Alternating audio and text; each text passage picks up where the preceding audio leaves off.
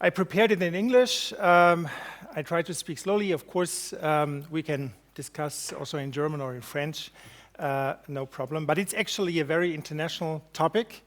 I'm used to also presenting this topic in English. So, you told just that I actually was here a couple of years ago as a student and doctoral student. So it's really a pleasure to be here, and I see lots of students, I think, here, or also postdocs, PhD students. Very happy to discuss with you later on. I have about 45 minutes, and I hope everything works fine. This is my structure. It's a huge topic, of course, and freedom is huge enough. Dying is very huge. Freedom and dying is even bigger. I try to maybe focus on a few highlights. First, I'd like to present, maybe even a bit historically, what does dying mean today in our society in Switzerland? What did it mean maybe earlier, a few decades ago? What is the change?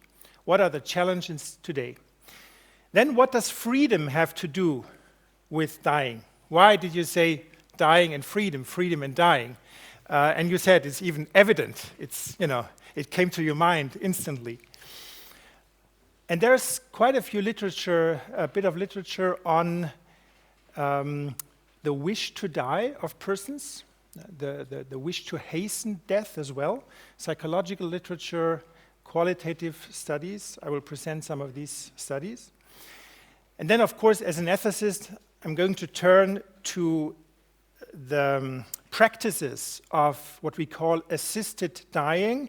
Today, sometimes it's called MAID, medical assistance in dying. So basically, this is both assistance in suicide, Suizidhilfe, and euthanasia or termination of life on request. And then finally, of course, we have to touch also on the law, the legal part, the legal regulation, and this is very much interwoven with political debate and, of course, political strategies and societal debate in general. So we will end with that. On a personal note, oh my God, what did I do now? Sorry, I think it was the wrong button.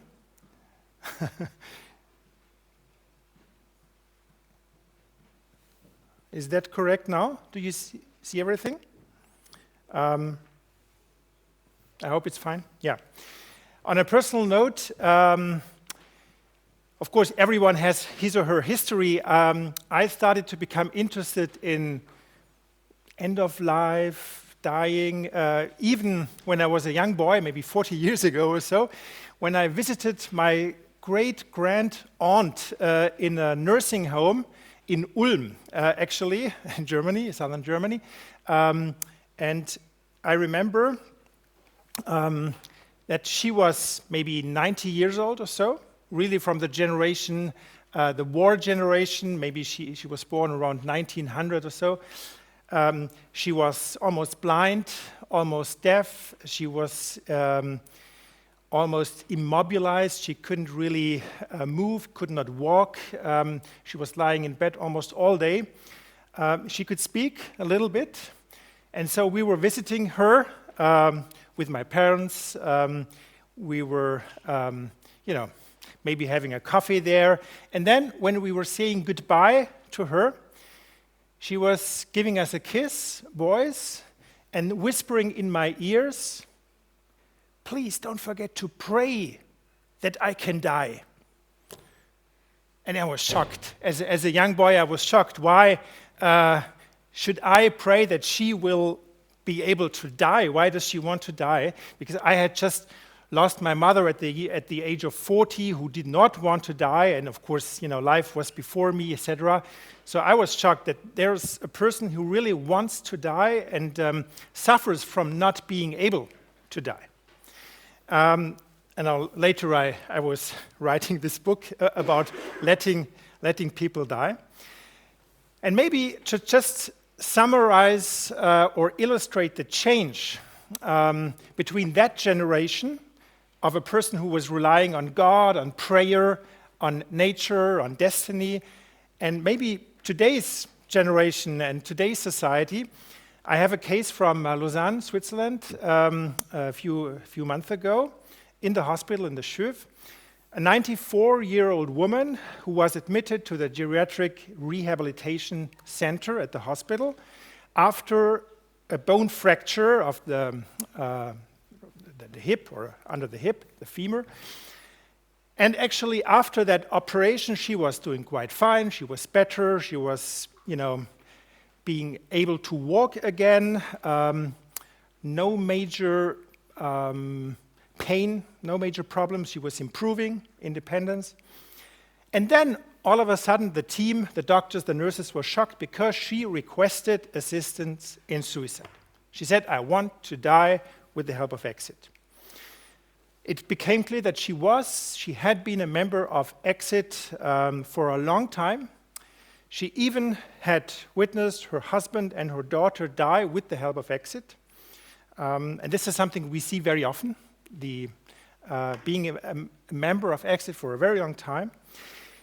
She did not want to go to a nursing home, she said, being dependent. It would have been necessary, probably. She also said she does not want to be a burden on others, family, others, emotional, financial burden, and her life would soon be over anyway, she said. Doctors certified that she had what we call decision-making capacity, so really being able, urteilsfähig, being able to decide with regard to that decision. But the team was in doubt because she did not have major pain. She was improving. She did not have an illness that was considered terminal. And she was quite cooperative and grateful. So is that something that the doctors should do, actually? Maybe we can discuss later, because in our hospital, we are called also as ethicists, as lawyers in the hospital, to help the team discuss these cases. This was actually the letter that she sent to the hospital management. It's in French. It's that kind of letter that we then receive usually, where the person writes why she wants to die and that she's fully capable. You don't have to read it in detail. Now the point is that this kind of dying is quite new, although in antiquity, of course, it was known, suicide was known, maybe also some kind of resistance was known, but at the same time, there were illustrations of death up until the 19th century that were quite different. You may know in the antiquity the goddess of death, Thanatos, here on the left side, and the other one, even more famous, the Grim Reaper on the right side. In the Middle Age, maybe a bit later as well, in the early modern times. Now, if I ask you, what is the similarity between the two pictures, the two illustrations of death? What would you say? They look quite different, of course. One more aesthetic than the other, but what is the same or what is similar? Yes, please. Yes, exactly. So sometimes people say they are both men. It might also be true, but they both have a weapon, exactly different kinds of weapon, and this actually represents the experience of mankind over all these centuries, that death is something that comes rapidly, abruptly, and usually cannot be postponed or very difficult to negotiate with death. It was at that time. So it's the experience that this is something sudden, rapid, that cannot be controlled. How would you draw death today? Maybe think about it. We will come to that later in the end. Now, all the literature today shows that dying today is very, very different. It's not anymore, that we die usually by epidemics or by war or accident. In some parts of the world, terribly so it is the case, but usually here it's advanced age in a protracted, long way. Dying also in a state of frailty with multiple chronic diseases, illnesses. Dying is usually more and more institutionalized, which means people are sent to nursing homes, they're sent to palliative care, hospices, etc., to hospitals. Less than 1/3 of the people in Switzerland die at home. Usually also lonely under professional care because there are less and less family members who are present for diverse reasons, of course.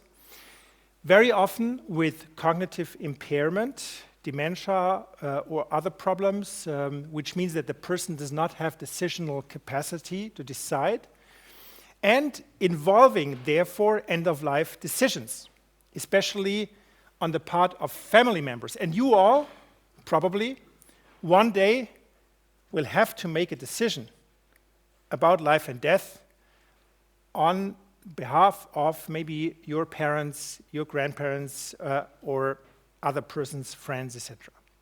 Now, this is just to show you the statistics of how life expectancy or the age of death has extremely changed over the course of 50 years between the 1960s and 2015.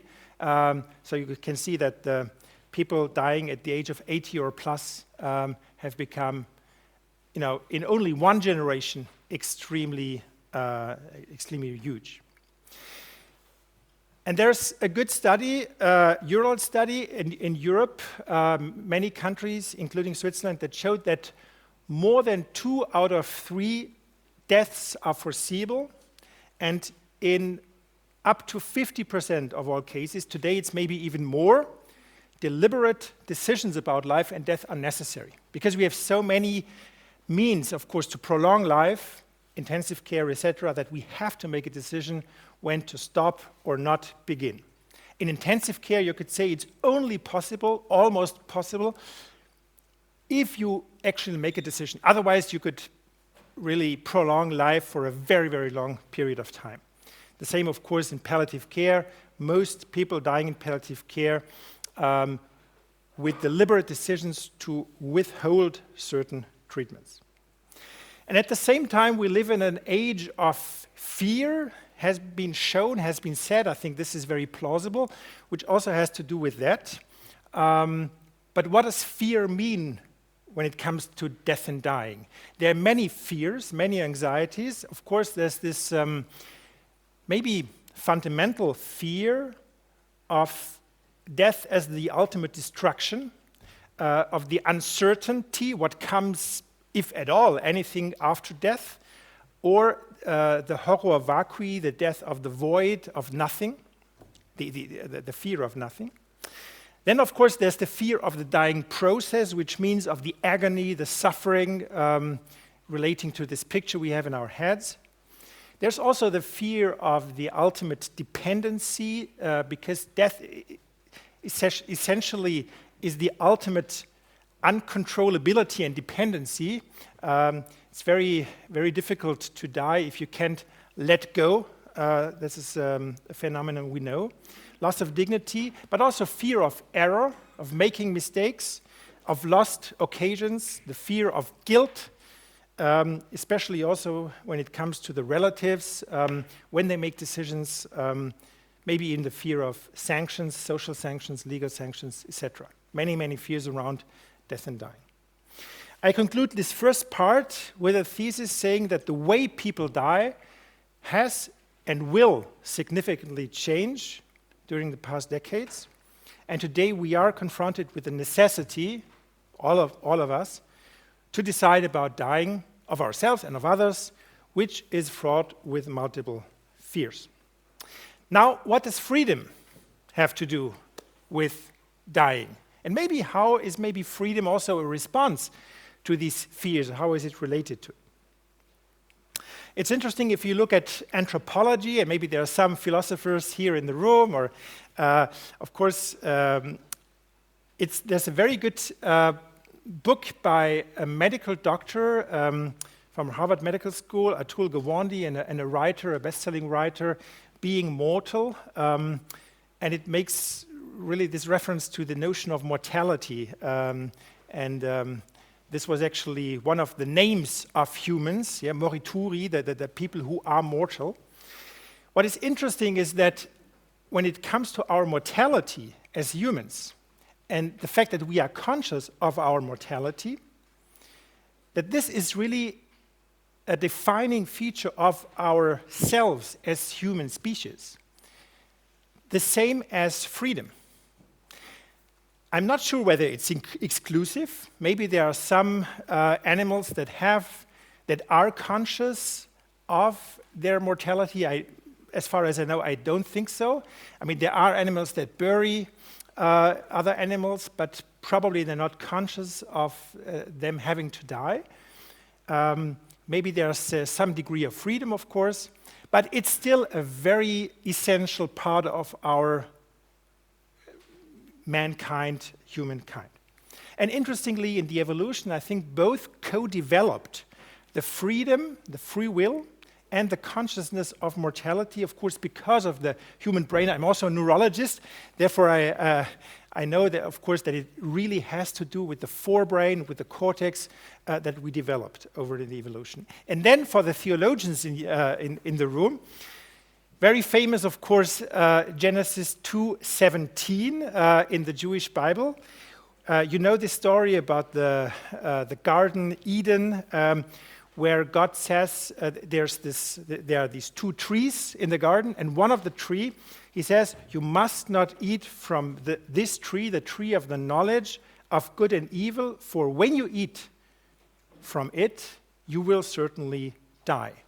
What is interesting is that here, there's this connection, and theologians talk about the etiology. It's kind of an explanation of why we as humans are as we are. It explains both mortality and morality at the same time. Morality, freedom, which means that, interestingly, also there's a connection saying that we are both, at the same time, people that are conscious of their mortality, that they have to die, and also beings that are free to decide for good or bad, good or evil. Maybe there is some link between the two, not sure how, but it's interesting that this seems to be here the consequence of a primordial choice of humans. Now, what is the relationship between freedom and this mortality? Free will, I don't know, you probably had people speaking about free will. Usually philosophers define it as the will that is not fully determined. It may be partially determined, but not fully determined, and the capacity to initiate processes in the world, which is also called spontaneity. But there's also something more profound, another notion of freedom, more in existential philosophy, mental freedom, maybe the capacity of us to take a step back, distance from ourselves, and relate to ourselves. That we actually have the freedom to look at ourselves, and also, as a consequence, to affirm, to say yes or say no to certain parts of ourselves. We can say, well, I like this property, I like this part of my personality, I don't like the other one, I like to develop, I like to change. This is the condition of course, our development of education, of development of personality, that when we can actually assess and evaluate ourselves, which has to do with freedom. And Kierkegaard, the Danish philosopher, said that most humans are never fully content or satisfied with themselves. There's a certain tension between how we are and how we want to be, between the finite and the infinite, between the limited capacities we have and the illimited things we want to do, we want to develop, we want to be. And this, for him, he called it a sickness unto death, eine Krankheit zum Tode, a certain kind of despair which actually also has to do with this consciousness to be mortal and to be under this tension of the two. Humans can, and this is maybe one step further, we as humans, we can also affirm or reject not only parts of ourselves, but also our whole existence. And now we come to suicide and the wish to die. We can say, in a certain condition, I do not want to keep on living because of whatever reason.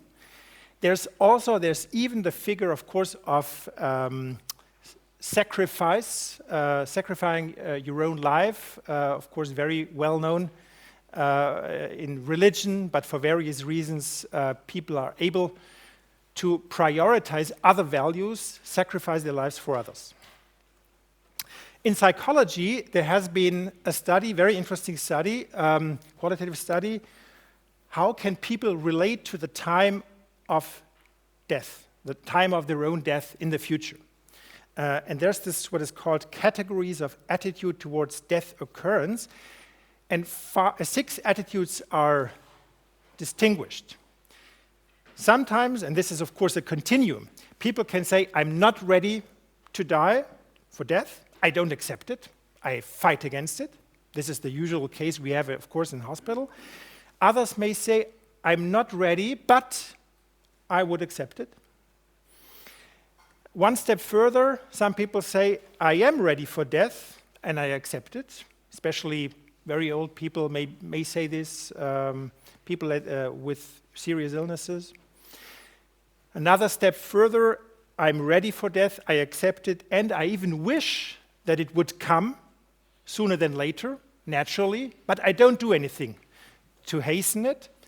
And then category 5 and 6 are hastening death, which means I consider hastening my death, but I don't have a specific plan, or I have a specific plan, which then, of course, can have various forms how to do it. Now, the diversity of these categories, of course, is a function of the diversity of living situations, but also the variability of personalities and our pluralism, value pluralism. What is important is that people always accept or desire death depending on very concrete circumstances of their life and the projected death. It's not in an abstract world. It's always with reference to their concrete situation. And of course, persons can move between on this sliding scale and maybe even have 2 positions at different parts at the same time, a sort of ambivalence at the same time, wanting to keep on living and the wish to die at the same time. There are also studies looking at subjective motives for the wish to die and for especially also assisted dying. And if you look at the systematic review, for example, of these studies, it shows that when you have people who actually request, for example, assisted suicide, euthanasia, so they have one of these 5 or multiple of these 5 motivations: a response to suffering, the wish to end this suffering, a loss of self, of dignity, meaning in life, control, or loss of certain capacities that are considered essential, a fear of the suffering in the future, and this fear may be realistic or unrealistic, it depends, a wish for certain conditions of life. I want this to be to happen. I want life to be like this. Or the wish to control the circumstances of dying, where, when, and with whom to die, because in the end, assisted dying is a way of self-determined dying. You can control where, when, with whom to die, etc. Similarly, there are also studies looking at objective correlates, determinants of the wish to die and the request for assisted suicide. And this also shows that there are certain personalities who want that, especially people who are very independent, who live their life in the driver's seat, as we say, who wish to control the situations. Sometimes you find depression, spiritual problems, suffering, hopelessness, anxiety, low quality of life, or low religiosity. And very, very rarely you find physical suffering, symptom burden. Rarely. It's not pain that drives people to request assisted suicide. And you could say that by and large, it's more the personality, the psychosocial and spiritual suffering is more influential than physical suffering, pain, or anything else. And the situational factors are more important even than personality traits, which means that any one of us may be in a situation one day, we cannot exclude that, wishing to die or requesting this kind of assistance.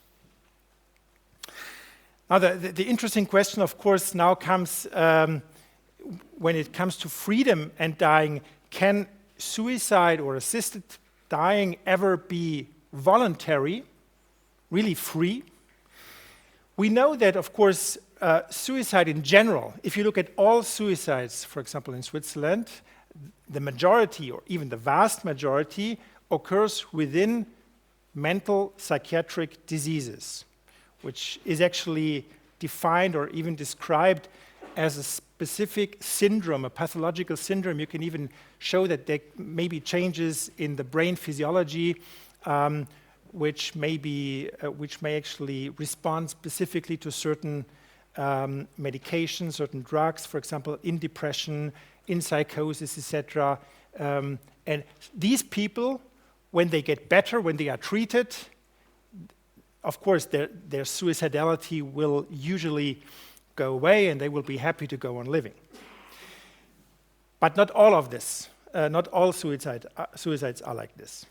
If you look at the number of people who request assisted suicide in, for example, Oregon in the US, in the Netherlands, where it's euthanasia, you find always about 20 to 25% of people who have severe depression and mental problems who don't get the drug, who don't get assistance, because they say that this is not voluntary. So there has to be a certain kind of process distinguishing between the voluntary and the non-voluntary requests. On the other hand, not every mental illness is so serious, so grave, or so extreme that it blocks completely voluntariness. So what we need is a thoughtful examination, and this is why also laws and courts and others ask these questions. For example, is the request based on decisional capacity of the person? Is it based on a good information, a correct information? Is it without pressure or manipulation? And is it stable, or does it have a certain kind of stability and not only a function of the moment? What is also important is that actually talking about this request and this wish, usually will not provoke the person to now, go on with the suicide, but rather discharge, rather relieve the person. So usually we know from psychiatry that talking about things is rather good. And then, of course, the whole area is placed in what we call these end-of-life decisions. There's not only suicide or assisted suicide. If this is a schema that I try to do to explain to you the different parts of the different forms of end-of-life decisions.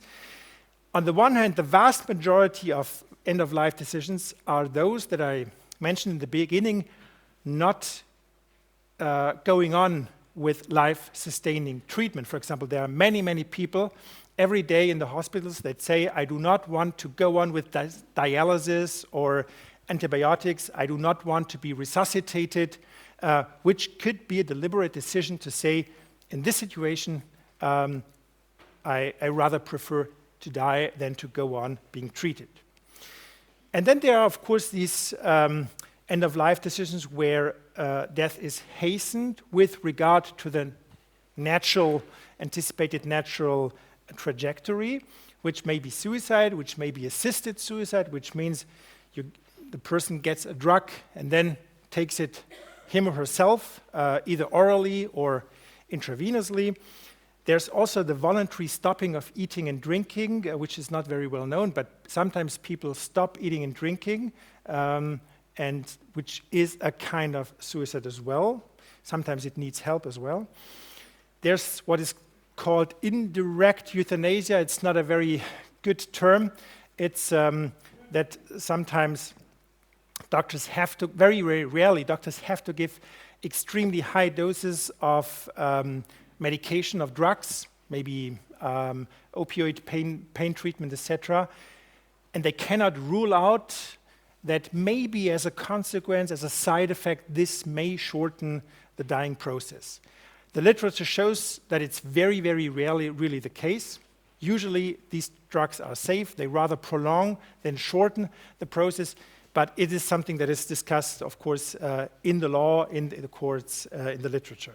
And then there's termination of life on request, which is called euthanasia sometimes. Now, maybe with a look to Switzerland, briefly, you see that I can go over it very quickly. Assisted suicide in Switzerland, rather in the older age group, but not the very old ones, because you have to have capacity. It is more often the case in women than in men, contrary to the classic suicide. And the different diseases or illnesses that you see, very often, of course, oncological cancer diseases, but also neurological diseases. Sometimes you can see mental disorders or other disorders. And this is a slide from the Romandie, the French-speaking part of Switzerland, which shows that the vast majority of assisted suicide cases in Switzerland happen at home. And in the French-speaking part, some of them, very, very few at the hospital, and about, I think, 10 to 20% in the nursing homes. And I know that in the German-speaking part of Switzerland, it's different, because maybe we can come to this later, because there's a certain kind of cultural difference, and there are no cantonal laws regulating it as opposed to the other part. Generally, if you look at the prevalence of assisted dying in Switzerland, it's quite different according to the cantons, as everything in Switzerland, but here you see that in the more urban areas, around Geneva, Lausanne, but also Zurich, it's higher than in the more rural areas, generally speaking, but it also has to do with religion, of course, Catholic, Protestant, etc. I conclude, the freedom to position oneself towards one's own death is distinctly human and can express itself in the rational wish to die. And the latter is realized in many end-of-life decisions, including assisted suicide. Now, coming to the ethical part. In ethics, you may know, those of you who study ethics or philosophy, that usually we talk about normative ethics. What should we do? Is something right or wrong? Is it permitted or is it prohibited? There's also evaluative ethics, which means what is a good life? And actually, this question touches both. We always talk about the political level. Should the state regulate assisted dying, of course? In what way?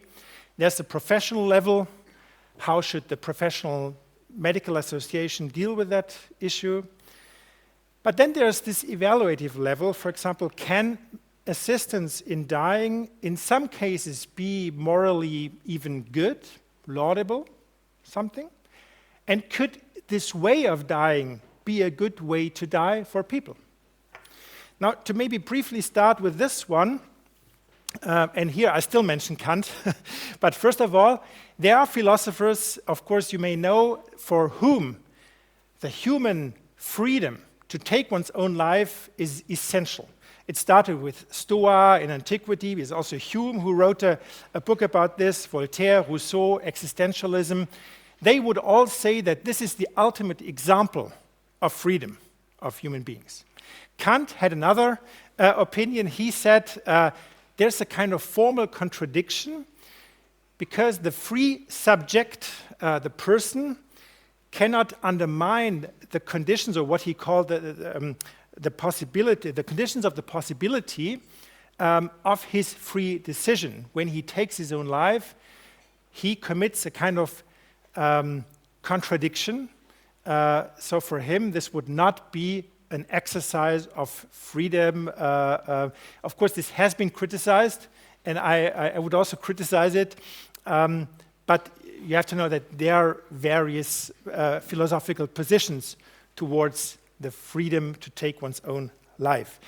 In religion, you have this notion of sanctity of life, which is also problematic and maybe even inconsistent, because what we do all the time, every day, we decide about life, about conditions of life, about the length of life, etc., I told you. The classic paternalistic arguments do not hold, because actually, what does it mean to benefit someone? We don't know what happens after life. We don't know whether life is better than death or death is better than life. It's very, very difficult for that decision. And then, of course, the ethical evaluation has to include, and that's another complexity, the impact of your decision on others, on society, on relatives. And there are analogies, of course, with other forms where we responsibly decide and shape life and death. Basically, medicine in general is always shaping life in a way. Now, maybe I have a bit too many slides, but I'd still try to maybe briefly touch on that, because there's one argument that very often comes up, which is the religious argument that life is a gift and we are not allowed to take it away. Gifts are not returned. Do we have to make a break or not? No, okay.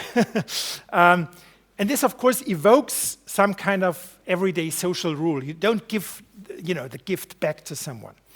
But on the other hand, we have to think about this life in a very comprehensive sense. This life comes as a limited life. It also comes with illness. It also comes with the freedom, with the capacity to reason, to take responsible decisions.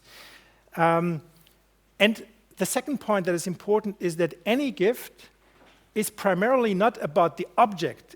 It's about the relation. It's a relational act. And I have this wonderful example here of the Swiss chocolate. If you give someone a Swiss chocolate and you happen to hear that the person has an allergy against nuts, for example, which is in the chocolate, of course, you would take away the gift immediately, because it would not be an act of kindness to give this chocolate to the person.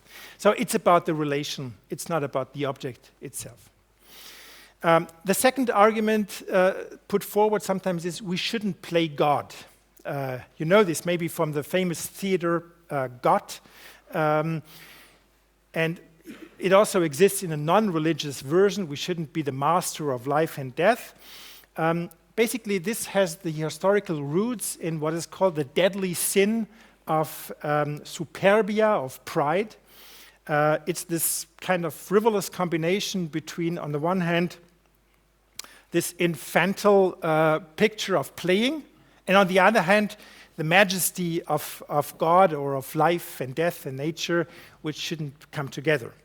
On the other hand, of course, it can also be rejected because, as I said, even in the religious tradition, there's this notion of us having the responsibility and actually maybe even the task to decide about life, about the world, about the climate, etc. And we cannot actually avoid deciding about life and death regarding ourselves and others. It's just not possible to not decide about life and death, both individually and collectively. And now I briefly maybe touch on the professional level, because as a doctor, it's also a question, what does it mean for doctors or for nurses? that some people request assistance in suicide. Generally, I think we have to start with the fact that our society is a plural society. It's a liberal, open society in which which is built on the constructive, sustainable effect of pluralism. Pluralism is not only a problem that we have to tolerate, it's actually the motor, is actually the driving force of our society. It's the key feature of our society, and this has two consequences. First, any restriction of freedom or punishment has to be justified, not the opposite. We don't have to justify why we allow something, but the other way around. And the second consequence is that no one can be obliged, usually, to assist in dying and to contribute to dying, which is also a very important tenet in medicine. So any association or society of health professionals should respect this pluralism and aim to rather enlarge the pluralism and not necessarily reach consensus. I'm against, really, societies trying to reach consensus, but they should actually allow an open debate, I think. And professionals, this is clear, do not have the moral right to oblige, or manipulate a patient either to live or to die in both directions. Now, when it comes to the Swiss Code of Practice, the Swiss Academy of Medical Sciences, you may know this is the Swiss, it's a bit complicated, but it's a private association that actually writes these code of practices that then are usually accepted by the FMH for the doctors as a rule code of practice. And there's this current policy on end of life, including assisted dying. And this Swiss, for Swiss health professionals, policy has 4 important conditions that doctors should, nurses as well, should consider when they help people to die. And the first one is they should talk about alternatives. They should inform people about, what are other possibilities, palliative care, etc. You don't have to go into detail. The second one, of course, is they should make sure that the person has decision-making capacity, as I said. We may discuss what it means later on. The third is that the wishes should be autonomous. There should be no pressure on the person. And the last one, which has been discussed a lot, is suffering. Basically, the Academy says that, I read it, the severity of the patient's symptoms and or functional impairments has to be substantiated by an appropriate diagnosis or prognosis, they say. You cannot be healthy, they say. For the patient, they are a source of intolerable suffering, whatever this may mean. The patient's desire not to continue living in this situation is comprehensible for the physician. He can understand it. And since intolerable suffering is not objectively determinable, the physician cannot be required to make such a determination, but he must document that he has taken adequate care to gain an appreciation of the patient's concrete individual situation, such as to render its intolerability comprehensible. Very, very difficultly formulated. Basically, it's a Swiss compromise after a long conflict, and I'm not sure whether people really know what it means and they really apply it. But yeah, that's an important point. Maybe a brief information that we did a study in Lausanne and Geneva asking hospital staff about their attitudes towards assisted dying. And we found that actually 73% of all clinical staff, personnel in the hospital, were rather in favor of assisted suicide being authorized at the hospital, which is the case in Lausanne. I think it's not the case here. Maybe, I'm not sure, but it's probably not. We have about 2, 3, 4 cases per year in the hospital. more than half of them could even consider this for themselves in a certain situation. It's an interesting study. Maybe you can look at it if you have an interest. Now, the last point is the political ethics, and this will be really my last point. I just conclude with the third thesis. Assisted dying provokes questions on multiple levels. Mixing them up can disturb the debate, and the questions are different for health professionals. Now, the last part is about regulation and political debate. Do we still have 5 minutes, or? No. Okay, fine, because it's still a very key area. And there are many opinion polls, of course, all the time, but there's one interesting study, which is called the European Value Study. Now, it's a bit older, but still it's an interesting tendency. And it showed in multiple countries. On the left side, you can see the Western European countries, rather. And there's a general tendency that the public being in favor of assisted suicide and euthanasia goes up. It's about maybe about 50, 60, 70%, or maybe even more. On the right, you see that the Eastern European countries, and it's not quite sure why this is the case, initially were also having the same tendency, and then showing a bit of a decline afterwards. Maybe it has to do with some cultural phenomenon in these countries, populism, I don't know, but it's interesting in the Western part of Europe, at least, there's this tendency, and I think the same is true for Switzerland. So maybe just go about this. So one, of course, very important example of this public opinion, so it's a consequence of this change of culture, is the famous ruling of the German Constitutional Court in 2020, Andreas Voskuhle at the time, which actually defined or formulated a right that, of course, had also been formulated by the European Court of Human Rights before, but it's important.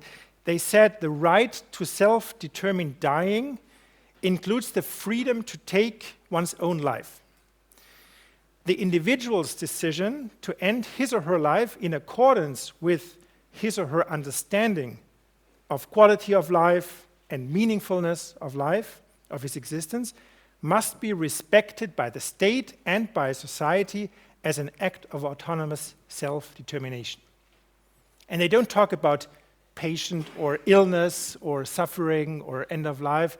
It's really this function of freedom, of the autonomy of the individual.